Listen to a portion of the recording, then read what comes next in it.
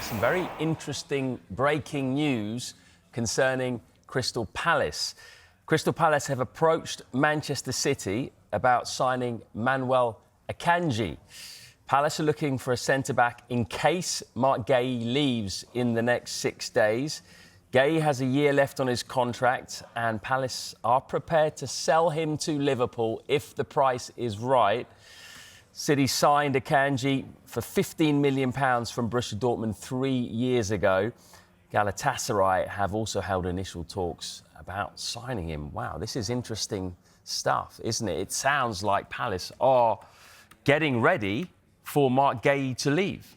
They're already in a situation, Crystal Palace, where they only have 3 frontline centre-backs who are fit and ready to play. And we saw last week in the Conference League that Jefferson Lerma, who's a midfielder, played at centre-back to give Chris Richards a few minutes off. And this would be the sort of signing which definitely would excite Crystal Palace fans. Not excite, you're never that excited when you sign a defender, but I think it would encourage them, the fact they are planning for life after Marc Guehi. Let's bear in mind, even if Marc Guehi stays by the end of this deadline, it seems unlikely he's going to sign a new contract at the club. So they do need to have some forward planning there when Guehi eventually departs, whether it's now or next summer, because it does feel like, with the options on the table for Marc Guehi, him staying at Crystal Palace seems the most unlikely of those. And it was my understanding in the last few days that if Marc Guehi was to depart, they'd look to sign a Premier League-ready replacement rather than a young player. And Akanji fits the bill with that. He's got the ability to play in a number of different positions. He can slot into midfield as well. Clearly, mainly used as a centre-back. He could play as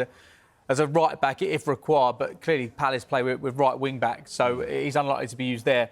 But for Crystal Palace, they do need to really appease their manager right now. He was saying before Eza departed that they needed at least 2 players in this transfer window.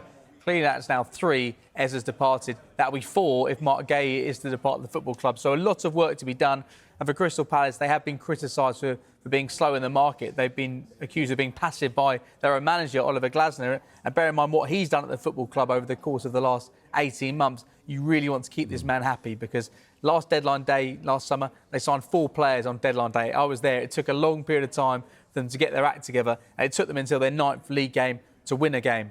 So they don't want to be on the back foot once again. They've had an encouraging start to the season, won the Community Shield, 2 points in their first 2 matches. But they do need to make sure, if and when these big names depart, they have big names lined up to replace them. Manuel Akanji, who's won the treble with Manchester City, seems out of favour right now with the number of centre-backs City have right now, that he could be the man to fit the bill.